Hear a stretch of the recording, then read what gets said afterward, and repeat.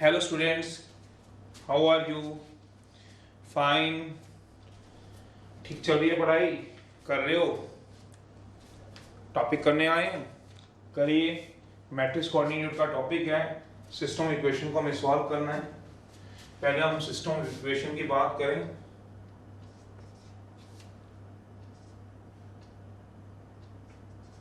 System of equation हम बोलते हैं जिसको थे टू और more equations with two or more variables।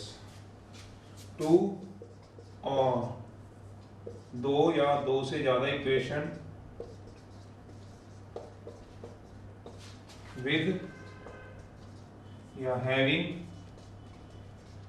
Two और more many variables। इसमें दो या दो से ज्यादा क्या होंगे? वेरिएबल्स। ठीक है।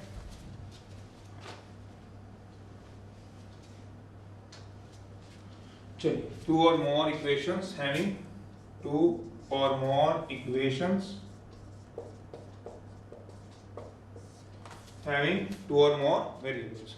दो या दो से ज्यादा इक्वेशन है जिसमें दो या दो से ज्यादा क्या होंगे? क्या होंगे? वेरिएबल्स होंगे। चलिए, तो ये दो टाइप की होती है सिस्टम इक्वेशन। उनकी टाइप्स हैं, एक होता है होमोजीनियस, एक होती है हेट्रोजीनियस, जिसको हम बोलते हैं नॉन होमोजीनियस। जैसे केमिस्ट्री में सुनते हो हेट्रोजीनियस, वही वाली बात यहाँ पे कही है, हेट्रोजीनियस। कहते हैं इसमें all the constant terms are zero होते हैं।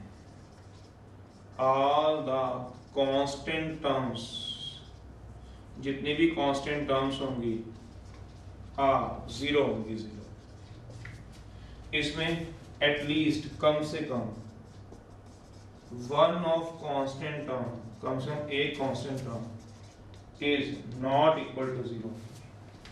जैसे इसमें एग्जांपल है a1x, b1y, c1z तीन वेरिएबल हैं, a2x, b2y, c2z, a3x, b3y, c3z।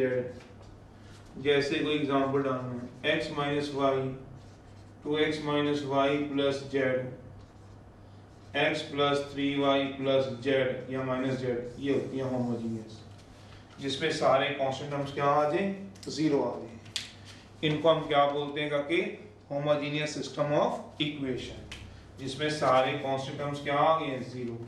एक होती है नॉन होमोजीनियस, जिसमें कम से कम एक constant term a1x, b1y, c1z, d1 है, a2x, b2y, c2z, d2 है, a3x, b3y, c3z, d3 है।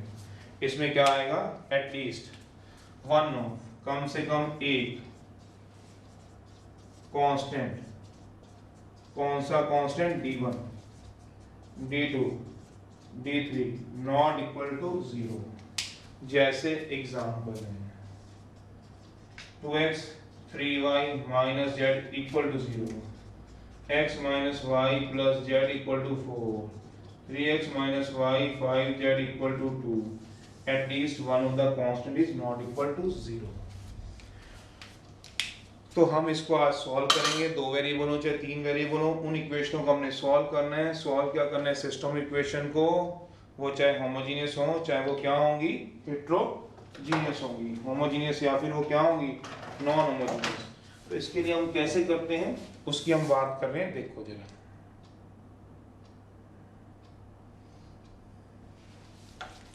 किस तरह से हम लेके चलेंगे होमोजीनियस को, वो देखो जरा, या नॉन होमोजीनियस को। इसका सॉल्व कैसे करते हैं वो बता रहा हूं। ठीक है, आज हमने इसको सॉल्व करना है। पहले नॉन होमोजीनियस और होमोजीनियस के लिए क्या वर्किंग रूल है? वर्किंग रूल सेम है।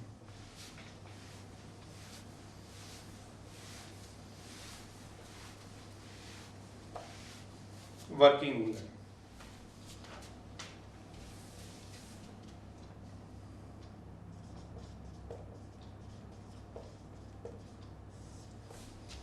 कोई भी इक्वेशन दी होगी, चाहे वो होमोजीनियस दी हो, चाहे वो कौन सी दी होगी काके, non homogeneous system of equation दी होगी, चाहे वो होमोजीनियस दी हो, चाहे वो क्या दी हो काके, नॉन होमोजीनियस सिस्टम इक्वेशन दी हुई हो। जैसे a1x है, b1y, c1z, d1 है। अगर सारे कांस्टेंट जीरो हो जाएंगे तो c2, सारे कांस्टेंट जीरो हो जाएंगे तो होमोजीनियस। नहीं दिख रहा है, b3y है, थोड़ा बड़ा लिख दूंगी तो a1x है, b1y है इक्वल टू d1 है, a2x है, c2z है, d2 है इक्वल टू d3 है। मैंने मैट्रिक्स ए बनाई है। मैट्रिक्स ए कैसे बनाई है? कोफिशिएंट से बनाई है। कोफिशिएंट मैंने किसके लिए? एक्स वाई एंड जेड के, coefficient of x y z से। तो ए क्या हो गया? एक्स का कोफिशिएंट कितना है? a1, b1 c1, a2 b2 c2, a3 b3 c3। फिर मैंने क्या लिखा है? Capital x. कैपिटल एक्स में क्या लिखना है?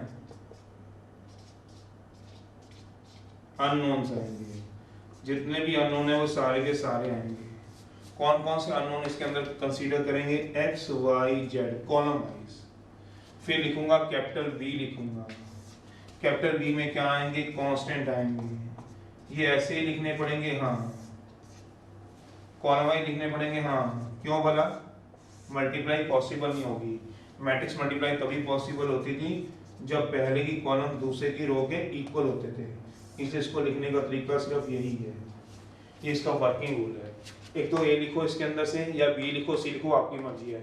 फिर अननोन का कैपिटल एक्स बना लो, ठीक है, और फिर बी किसका बना लो? जितने भी कांस्टेंट होंगे, जीरो होंगे तो जीरो आ जाएगा, नॉन जीरो होंगे तो नॉन जीरो आ जाएगा। अब इसके क्या होंगे? ये आ गया आपके पास एक सिस्टम इक्वेशन के लिए मैट्रिक्स ए, मैट्रिक्स एक्स और मैट्रिक्स बी है। अब इसके क्या बनेंगे? केसेस बनेंगे। हमारे पास सिर्फ एक ही केस है, फिर भी मैं सारे बना के दिखा रहा हूँ। केसेस है, first of all we find determinant A है। केसेस डिस्कस करने से पहले हमें first of all we find determinant A निकालना है। दैट मीन्स डिटर्मिनेंट ए निकालने में कैसे निकालेंगे बता दूंगा। तो पहला केस है, फर्स्ट केस है, अगर determinant A not equal to zero हो जाए, जब आप इसको एक्सपेंड करो तो नॉट इक्वल टू जीरो आ जाए, then thus system of equation has trivial solution, sometimes pronounced as trivial solution।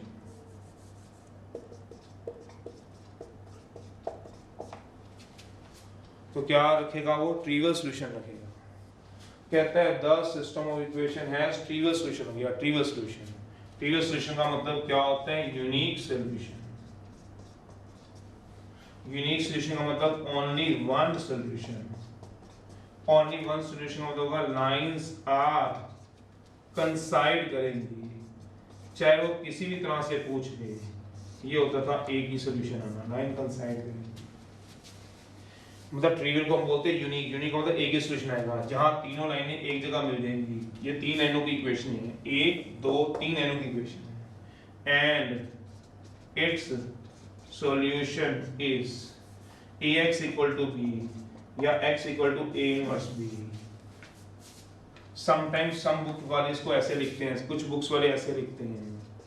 एक ही बात है, ax इक्वल टू b, फिर प्री मल्टीप्लाई कर देते हैं by a inverse से, a inverse ax equal to b, a inverse into b, a inverse into a I होता है जिसको पता हो।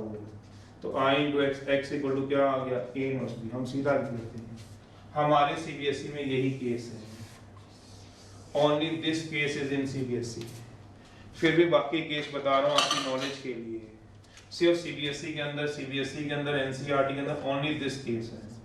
इसके ऊपर ही आज तक क्वेश्चन आए हैं और इसी के ऊपर आएंगे 100% है। ये सीबीएसई में इंक्लूड नहीं है, not included in CBSE, CBSE के अंदर इंक्लूड नहीं है। फिर भी केस करा रहा हूं, देख लो। अगर दूसरा केस है, अगर डिटर्मिनेंट 0 आ जाएगा, the system of equation has non-trivial solution, non-trivial का मतलब not unique solution, thus system of equation है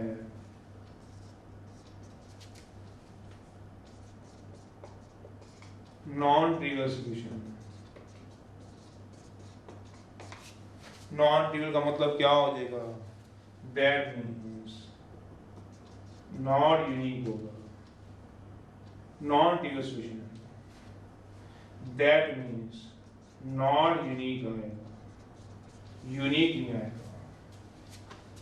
अगर determinant A not equal to 0 आ जाए तो क्या आ जाता है, यूनिक सॉल्यूशन। पर अगर डिटरमिनेंट ए 0 के इक्वल आ जाए तो क्या आएगा वाकई, non trivial solution. Non trivial का मतलब क्या होगा, कोई यूनिक नहीं होगा। तो इसका फर्दर आगे दो केस बन जाएंगे। क्या बोला, नाउ फाइंड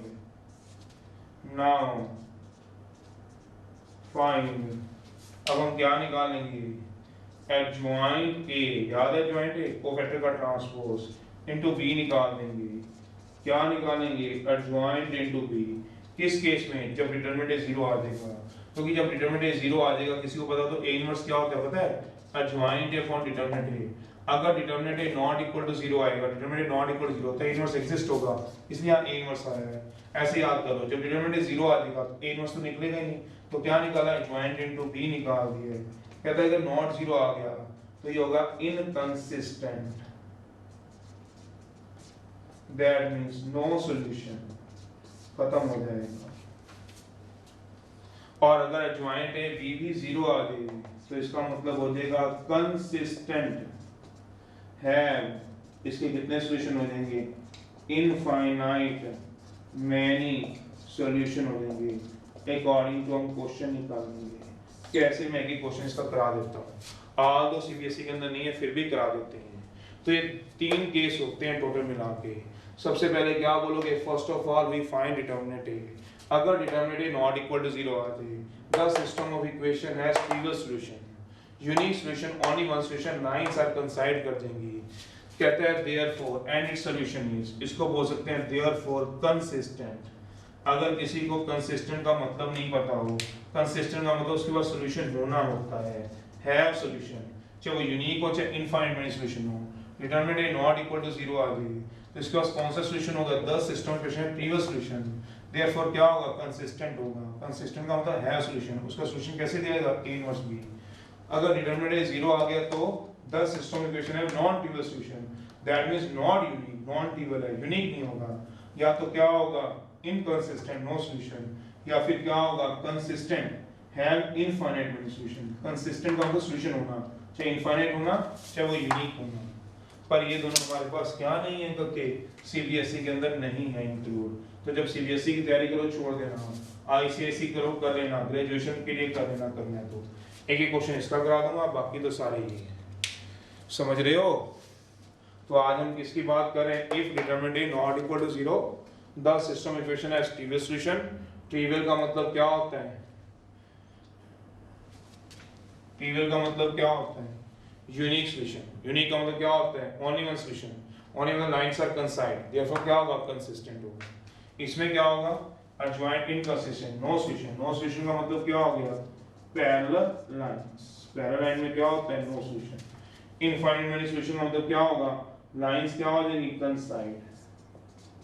लाइंस क्या हो जाएंगी, कोइंसाइड। लाइनें क्या होंगी, 1 2 3 ओवरलैप कर देंगी। ये मतलब यहाँ पे क्या होता है, lines are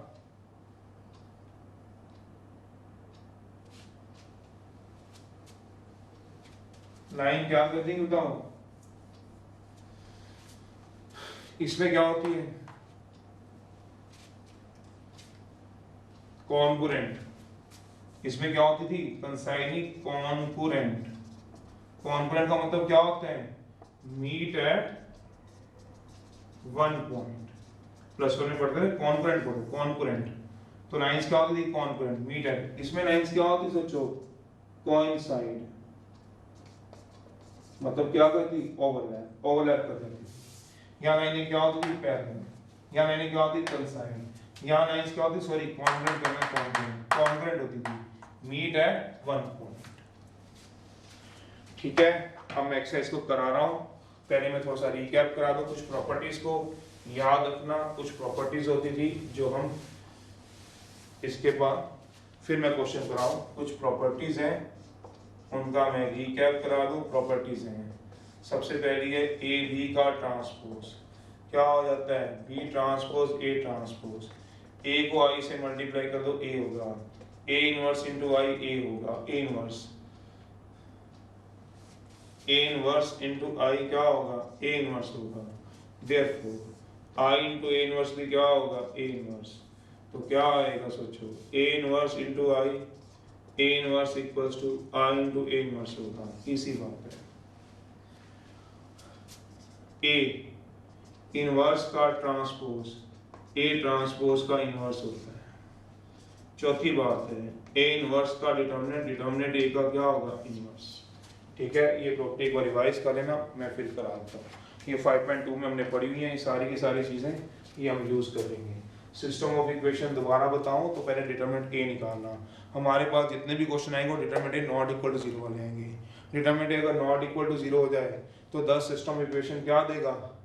trivial solution. Trivial solution का मतलब क्या होगा? कंसिस्टेंट। कंसिस्टेंट में लाइन क्या होगी? कॉन्करेंट, कॉन्करेंट होगी, मीट एट वन पॉइंट। तो कहता है इसका सॉल्यूशन होगा ए इनवर्स बी। पर अगर डिटरमिनेंट ए जीरो आ जाए तो एडजॉइंट इनटू बी निकाल लो। नॉट इक्वल टू जीरो आ जाए या जीरो आ जाए, not equal to zero inconsistent, no solution. अगर एडजॉइंट ए बी जीरो आ जाए, consistent, infinite solution. No solution मतलब लाइनें पैरेलल हो जाएंगी, कभी मिलेंगी नहीं। लाइनें क्या हो जाएंगी? कोइंसाइड हो जाएंगी। समझ रहे हो? लाइंस क्या हो जाएंगी आपके पास? लाइंस क्या होंगी?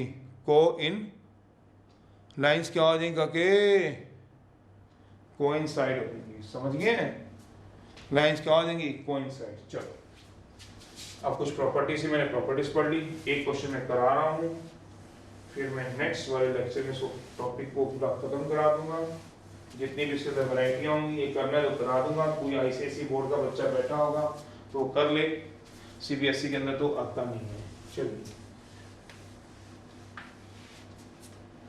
एक क्वेश्चन करा रहा हूँ, फिर एक दे दूंगा, करके आना, फिर चल जाएगी गणित।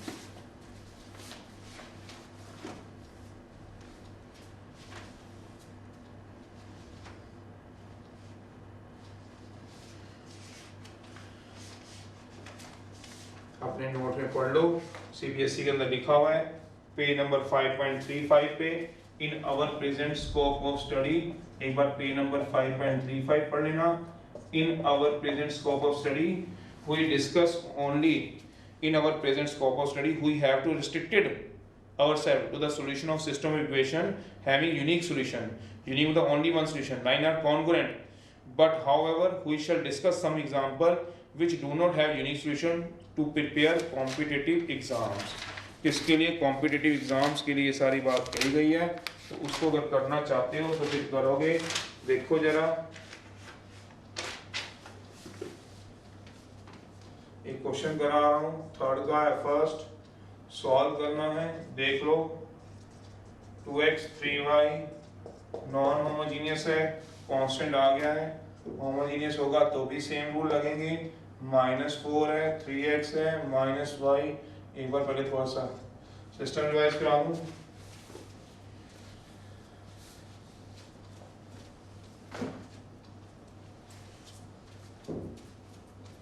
चलिए, सॉल्यूशन है, पहले a ले लीजिए, x का कोएफिशिएंट आ जाएगा, y का 1 - 2 1, x y z के कोएफिशिएंट आ जाएंगे।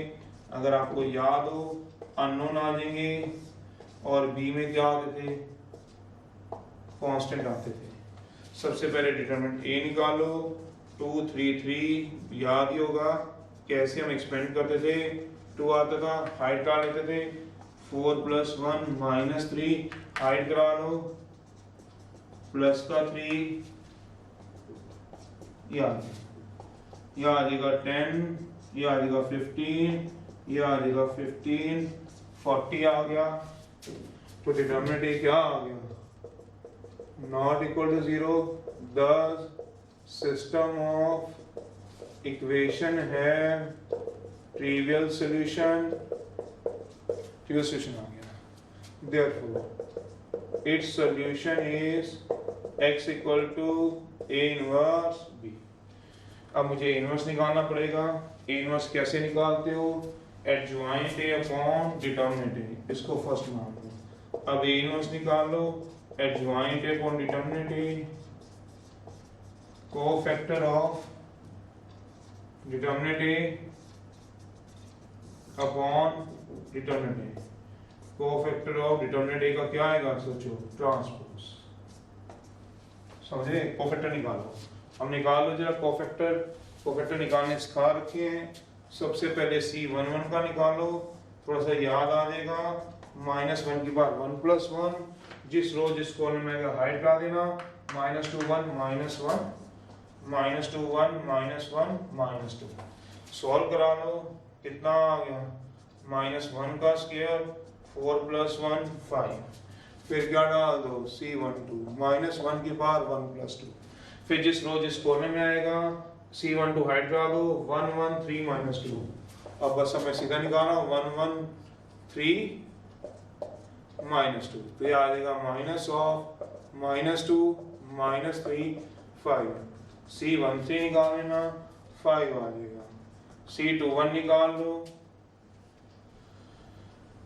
-6, C21 है, ओहो, -6 + 3, C22 निकाल लोगे, -4 -9, C23 निकाल लोगे, -2 -9,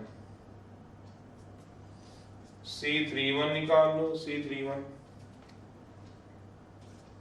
C32 आ जाएगा, C33 आ जाएगा।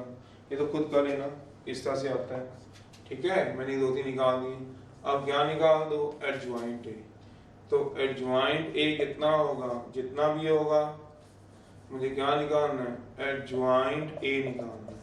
तो जितना भी होगा उसका क्या होगा, ट्रांसपोज। कितना है, 5 5 5 5 5 5 आएगा। फिर अगला कितना आएगा, 3 -13 11 9 1 -7 का ट्रांसपोज, तो कितना आ जाएगा, 5 5 5 9 1 -7, ये आ गया। अब मुझे क्या निकालना है, ये क्या आ गया, एडजॉइंट ए। तो ए इनवर्स क्या आ गया, एडजॉइंट ए अपॉन डिटर्मिनेंट ए कितना करके 40, क्यों ये निकाला है डिटर्मिनेंट ए 40। ये क्या निकाला है, एडजॉइंट ए। एडजॉइंट ए क्या होता है, जितने भी कोफैक्टर होगा उसका क्या करना, ट्रांसपोज। तो कोफैक्टर कितने हैं, 5 5 5 3 -13 11 9 1 -7 का ट्रांसपोज। ट्रांसपोज क्या होगा, जो रो थी वो किसमें चेंज होगी, कॉलम में। अपॉन डिटर्मिनेंट ए कर दूंगा तो क्या निकल जाएगा, ए इनवर्स। अब इसको पुट करा दो, ए इनवर्स को किसमें बोला, 1 में, यहाँ पुट करा दो। तो x की वैल्यू क्या आएगी, x = 1/40 5 3 9 5 -13 1 5 11 -7 इंटू क्या आएगा बताओगे, b लिखो, b कितना दिया हुआ देखो, b होगा 5 -4 3। तो अब क्या निकाल दोगे, x निकालो भी, x की वैल्यू, x कितना आएगा कि x y z, करा दो मल्टीप्लाई, 1/40 कराओ जरा, 5 5 25 -12 प्लस 36। सॉल्व कर लोगे,